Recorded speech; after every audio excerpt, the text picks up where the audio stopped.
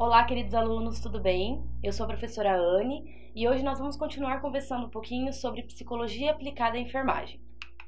Bom, hoje mais especificamente nós vamos falar sobre a questão das relações humanas no trabalho em equipe em saúde, que é um assunto extremamente importante, principalmente para a área da enfermagem, porque não tem como a gente falar de trabalho em equipe, de equipe de enfermagem sem tratar das relações humanas e relações sociais. Bom, inicialmente é bom a gente saber um pouquinho do contexto histórico dessas relações, né? De onde surgiu isso, quem começou a estudar. Inicialmente, existiam algumas teorias administrativas, né? Que hoje em dia são fortemente estudadas ainda, caem muito em concurso, por sinal. E uma delas é a teoria das relações humanas de Maio. O que acontece? Há muitos anos atrás, mais ou menos em 1929, 1930, existiu a depressão nos Estados Unidos, a parte financeira. Eles queriam que a produtividade das empresas, das indústrias, das fábricas, continuasse do mesmo padrão. Mas eles viram que as teorias administrativas, no caso que era a científica e a clássica, não estavam dando conta mais disso, porque elas visavam principalmente, prioritariamente, a parte produtiva, né? A parte mais de mão de obra, de assistência, e eles não visavam tanto o profissional, quem estava ali dia a dia fazendo aquele trabalho.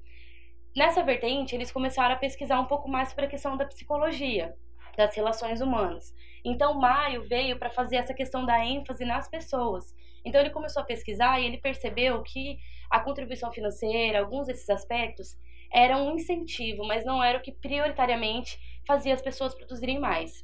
Mas que os aspectos psicológicos contribuíam muito mais fortemente. Então, o fato do profissional ser visto, ter um destaque, ser ouvido naquela empresa, contribuiu mais para a questão motivacional dele para a produção do que outras características. Então, a humanização e a democratização começaram a ocorrer. Eles começaram a escutar um pouco mais os profissionais e levar em conta aquilo que eles acreditavam.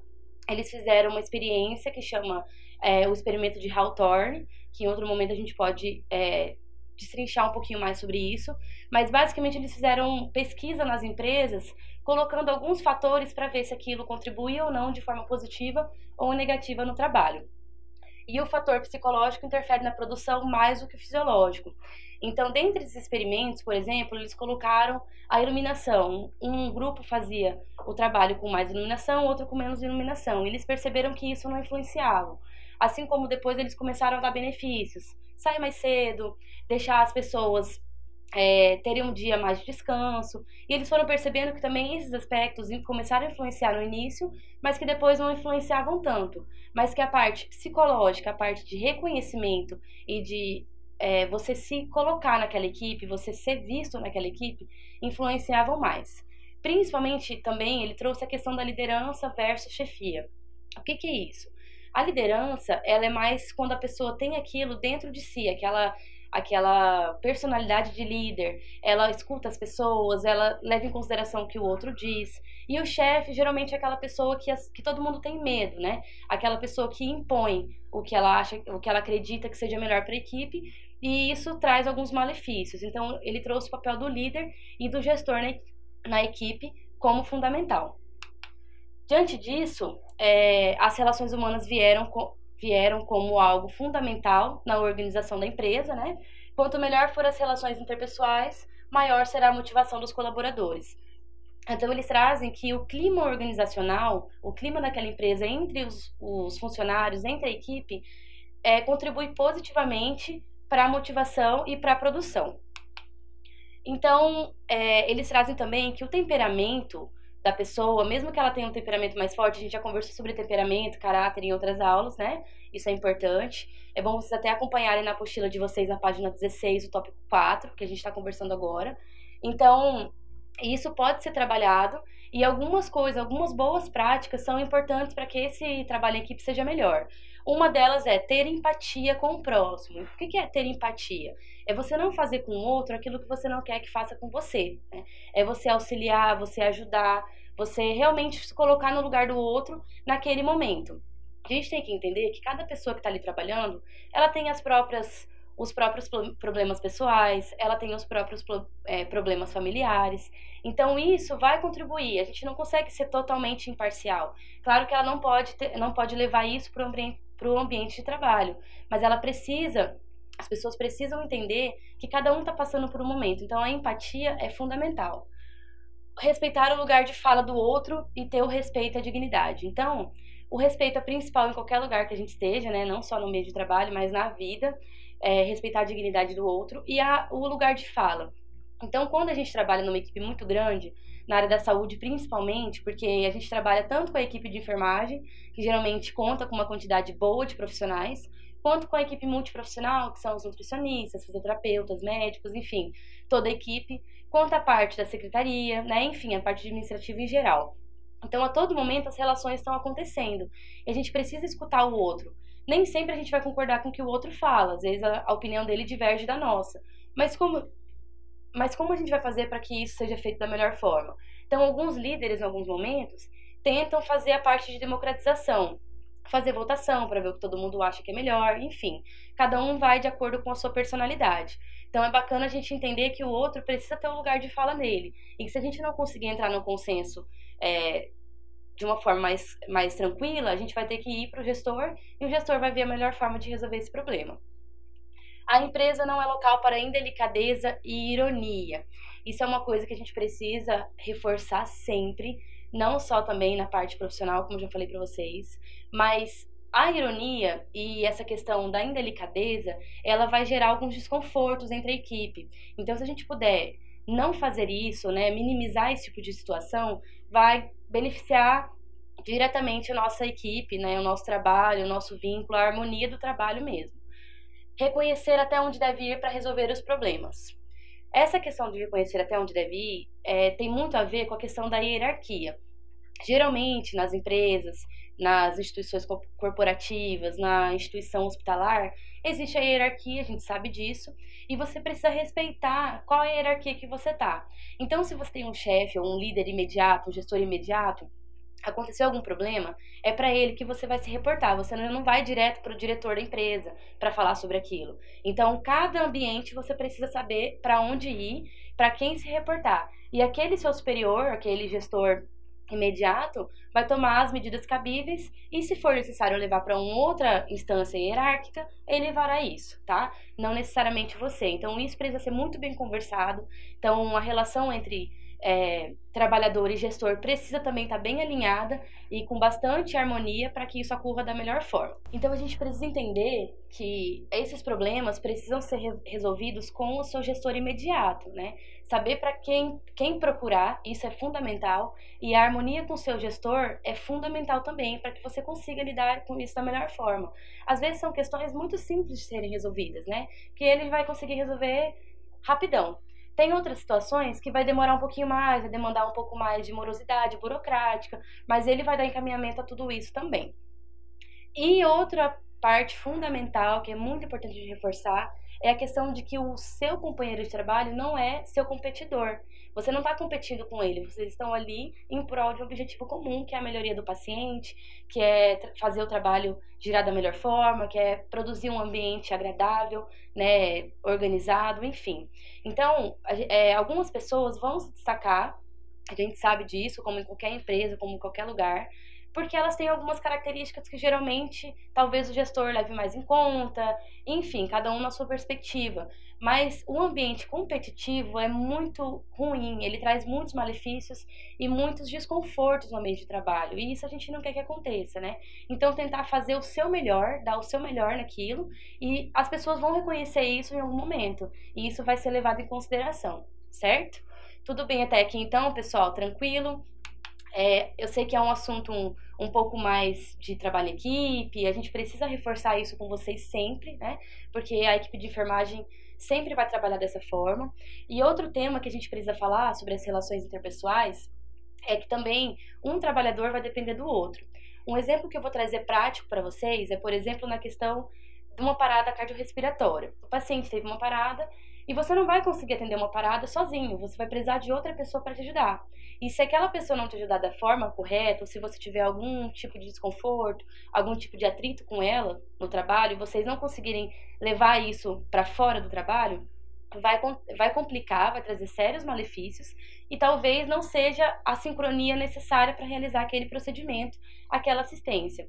Então, sempre a gente vai depender uns dos outros, seja do seu colega de equipe, seja do seu gestor, seja do diretor de enfermagem, seja do médico e todos os que fazem parte da equipe de alguma forma. Até a parte administrativa também contribui nessa função.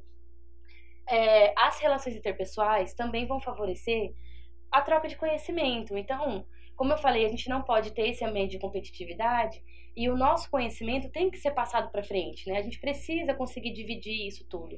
Às vezes você é melhor numa coisa, o outro é melhor em outra coisa, e aí vocês podem fazer essa troca para que todo mundo consiga ter um equilíbrio nas funções, nas habilidades cotidianas, né? Então, isso é fundamental. A gente geralmente não pode guardar o conhecimento pra gente, porque o paciente vai se beneficiar disso que você sabe, né? A agilidade no desempenho de tarefas. Então, muitas vezes, no ambiente hospitalar, os técnicos de enfermagem, o enfermeiro, precisam fazer procedimentos em conjunto, né? E alguns são individuais. Mas se por acaso um deles conseguiu terminar as funções dele de uma forma mais rápida, já terminou antes do período, tá mais tranquilo, ele pode ajudar o colega dele que talvez tenha se atrasado, que talvez tenha ficado preso em algum outro procedimento. Então isso também é muito bacana, a gente fazer essa troca e fazer essa relação, esse relacionamento ser levado de uma forma melhor, né? De uma forma mais de ajuda mútua, né? E também a gente pode reforçar um pouquinho na questão do departamento de recursos humanos e da psicologia. Muitas vezes, essa questão da psicologia, ela vem muito antes da contratação. Por quê?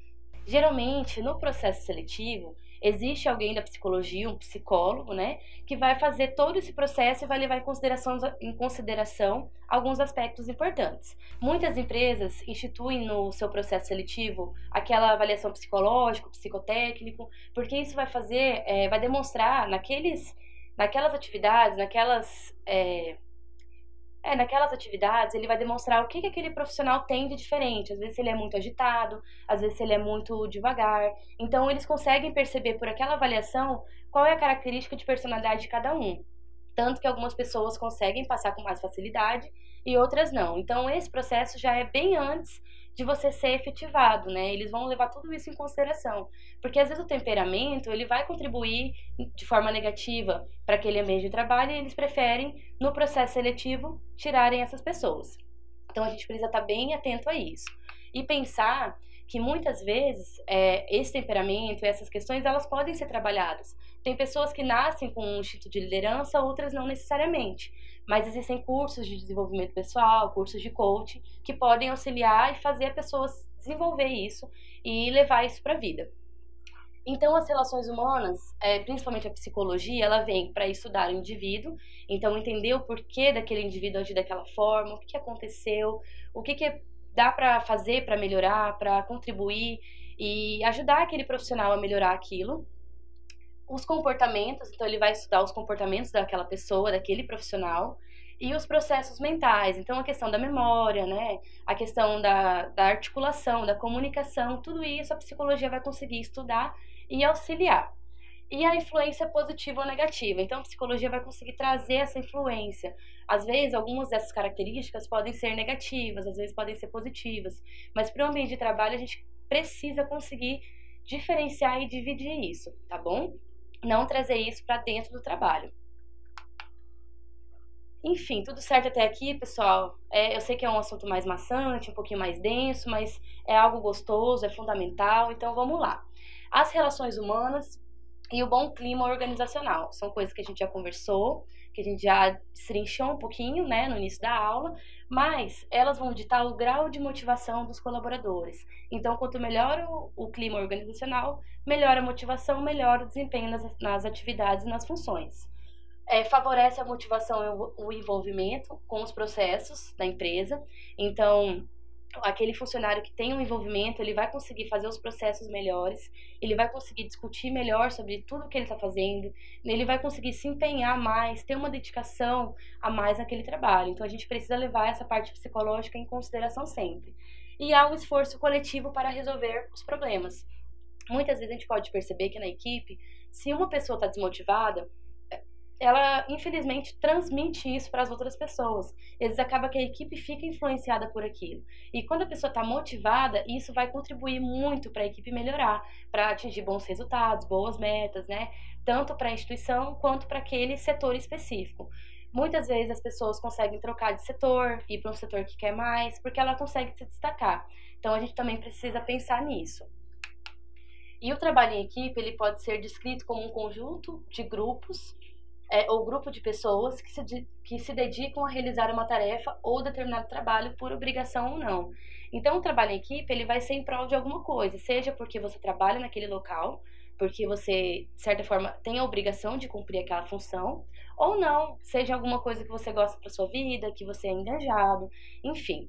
Então, é necessário é essencial que essas relações humanas e que esse trabalho em equipe seja levado para as relações do trabalho, que esse ambiente organizacional confortável seja levado para lá. Possibilita a troca de conhecimento e agilidade, como a gente já falou no slide anterior, essa agilidade, essa ajuda mútua, essa cumplicidade entre a equipe e criação de vínculos favorece positivamente. E melhores resultados. Então, tudo que a gente for fazer em prol de alguma coisa, visando um objetivo, se você fizer da melhor forma, sempre levando em consideração a equipe que você trabalha, sem dúvidas vai sair sensacional aquele trabalho, vai sair da melhor forma. E, gente, trabalhar em equipe não é a coisa mais fácil desse mundo, eu posso dizer por experiência própria. Eu venho de uma formação multiprofissional, né, tanto na residência, então a gente precisa se adaptando, mas isso você vai conseguir moldar com o tempo. Só que você precisa ter flexibilidade, você precisa se abrir para essa modificação, né? Porque quando você começar a trabalhar de uma forma legal você não vai conseguir trabalhar mais de outra forma, você vai sentir falta daquilo. Então, tentem ser abertos para isso, tentem ser flexíveis para os feedbacks que vocês receberem dos gestores, para os feedbacks dos amigos, né? Aquelas críticas que vocês percebem que é construtiva e não aquilo que a gente falou daquela hora sobre ironia, né? Sobre você desqualificar o seu amigo. Mas quando é construtivo, vale a pena você refletir um pouco sobre isso, tá bom? Então, nessa imagem eu trago as interligações, né? Porque muitas vezes a gente tem a nossa equipe, que está ali junto com a gente, mas aquilo influencia diretamente nos outros setores, nas outras funções, nos outros cargos. Então, algumas pessoas têm conhecimentos e habilidades específicas que vão contribuir para a melhoria daquela equipe, né? E isso pode ser também trabalhado. A gente, no ambiente hospitalar, muitas vezes trabalha sob pressão, sob estresse, né? Principalmente se for um setor que tem uns pacientes mais críticos, às vezes em cuidados paliativos, que exigem uma resposta mais rápida da equipe frente àquela situação. Então, esse ambiente de estresse também precisa ter um equilíbrio emocional. E a gente precisa saber trabalhar dessa forma. E também lidar com pessoas com diferentes personalidades. Cada indivíduo que está ali da equipe, ele vai ter uma formação diferente, uma história de vida, uma cultura, né, vivências diferentes, ele consequentemente vai ter uma personalidade que diverge da sua, mas com respeito e com harmonia, tudo vai conseguindo se encaixar e a gente consegue trabalhar tranquilo dessa forma, tá bom? E existem algumas diferenças entre o relacionamento intrapessoal e o interpessoal, tá? Eu trouxe aqui para vocês essa diferenciação para vocês conseguirem entender. E o desenvolvimento do relacionamento intrapessoal, ele contribui diretamente para o interpessoal. Vocês vão entender por quê. O intrapessoal, ele vai mais em encontro de você conhecer a si mesmo, do autoconhecimento, né? Do autocontrole emocional, da sua autoestima, melhoria das suas emoções, das suas habilidades. Então, o intrapessoal tem a ver com o que você sente, como você se vê naquele mundo e naquele ambiente, né? As suas vivências. Então, você consegue, com cursos, com coach, desenvolver melhor essas habilidades. E o interpessoal já tem a ver com sua relação com o outro, com o seu colega de trabalho, né? Como lidamos com os chefes, com os clientes envolvidos, não só no trabalho, mas na vida. Então, todas as suas relações sociais, com família, com os amigos, né? Com algum grupo que você faça parte. Então, é importante a gente ter bem esses dois conceitos diferenciados na nossa cabeça, porque isso vai influenciar diretamente o seu trabalho lá na frente, tá? E como o relacionamento intrapessoal diz respeito à integração do autoconhecimento, ela é a base para a realização do relacionamento interpessoal, como eu já falei para vocês, né? E tendo mais consciência sobre quem você é e sobre a sua personalidade, você vai conseguir saber o que você precisa melhorar para conseguir trabalhar em equipe. Você vai dominar melhor todas as suas habilidades. Então, algumas dessas que podem ser benéficas, podem valorizar o seu trabalho. Por exemplo, a humildade. Muitas vezes a gente chega num setor e a gente precisa ser humilde para aprender com o outro, para entender que a gente não sabe tudo, que a gente precisa sempre escutar, precisa receber feedbacks, né? Sempre estar disposto a aprender com o outro. A persistência é algo que a gente precisa ter na vida, né, para alcançar os nossos objetivos, não desistir fácil, ir atrás do que você deseja, do que você quer, saber conversar com as pessoas, isso vai muito de encontro também. A resiliência, para quem não tem o conhecimento dessa palavra, mas é aquela capacidade de você se renovar e se ressignificar diante de uma adversidade. Então, a resiliência é muito importante para o profissional da saúde, porque a gente lida com inúmeras situações difíceis, complicadas, estressantes, né, sob pressão, e a resiliência é fundamental para recomeçar depois de um fracasso, depois de uma dificuldade que você enfrenta. A disciplina, para a gente, é fundamental, porque tem que cumprir muitas funções, você precisa colocar no prontuário tudo que você fizer, você precisa ter a sua rotina estipulada, você precisa organizar o seu tempo para que, se por acaso alguma intercorrência aconteça, isso não seja prejudicado. Então, essa questão também da disciplina é muito importante, a gente precisa trabalhar, tá? Às vezes, se você não tem isso, com o tempo você consegue adquirir com tudo que você vai aprender ali dentro. A flexibilidade, que é o que eu já falei com vocês, a gente precisa ter essa flexibilidade para aprender que as mudanças são necessárias, que às vezes de um setor para o outro vai modificar algum processo, algum fluxo de trabalho, e a gente precisa estar aberto para isso, né? Todo ambiente vai ser diferente, todas as pessoas vão ser diferentes, então a flexibilidade vai contribuir muito para vocês. Iniciativa, você ser proativo, você fazer as coisas antes que alguém te peça para fazer, isso com certeza é um diferencial, poucas pessoas têm. Então, se isso for algo que você tenha dentro de si, com certeza você vai se destacar em alguma equipe que você for trabalhar. E a motivação para encarar a rotina, né? Como a gente já falou, a motivação ela é permeada por diversos aspectos e que, se você conseguir ter essa motivação interna, você vai conseguir transmitir isso para outras pessoas, tá bom? Bom, até aqui tranquilo, né? Essas questões são bem importantes. E falando um pouco das habilidades, a gente também tem uma habilidade que eu quis destacar, além das outras, que é a comunicação. A comunicação é algo fundamental, né? Você deve saber a importância de se comunicar verbalmente de forma eficaz. Então, muitas vezes a gente quer falar uma coisa e não fala aquilo da forma correta e a pessoa interpreta aquilo de uma forma diferente, né? Você fala assim, não, mas eu não queria falar isso, não era exatamente o que eu pensei. Mas se você soubesse comunicar da forma correta, você não vai ter esse tipo de constrangimento, tá? Também pode ser desenvolvido através de alguns cursos, de feedbacks. É um aspecto importante da comunicação quando se trata de habilidades interpessoais. Então, pessoas que têm essas habilidades desenvolvidas, ela tem uma comunicação eficaz. Ela tem uma forma de falar que é bem entendida, que é bem articulada, ela tem uma gesticulação interessante, né? Que não faz aquilo parecer exacerbado. E a comunicação não verbal também é importante, porque muitas vezes ela vai se associar com a comunicação verbal e elas vão se complementar, né? E em alguns momentos, alguns gestos, algumas atitudes, né, aspectos como a linguagem corporal, expressões faciais, postura, elas vão modificar a percepção que a pessoa tem sobre você. Então, se alguém falar determinada frase dentro daquele ambiente hospitalar que você não goste muito e você fizer uma expressão facial demonstrando isso, vai ficar complicado o seu ambiente, às vezes gera um desconforto. Então, a gente precisa aprender a controlar tanto a gesticulação quanto a expressão facial, quanto os outros fatores que a gente já conversou, como linguagem corporal. Às vezes você não fala nada, você não verbaliza nada, mas a sua expressão corporal, ela vai falar por você. Ela vai mostrar que você está desconfortável, que você não gostou, que você não quer ficar ali. Então, isso também precisa ser trabalhado, tá bom? É muito importante. Porque a comunicação, ela é multifatorial. Ela pode acontecer de diversas formas, né? Então, você precisa ter um equilíbrio entre a comunicação verbal ou não verbal para que tudo ocorra de uma melhor forma, tá bom? E como eu falei para vocês, a gente precisa fazer essa reflexão.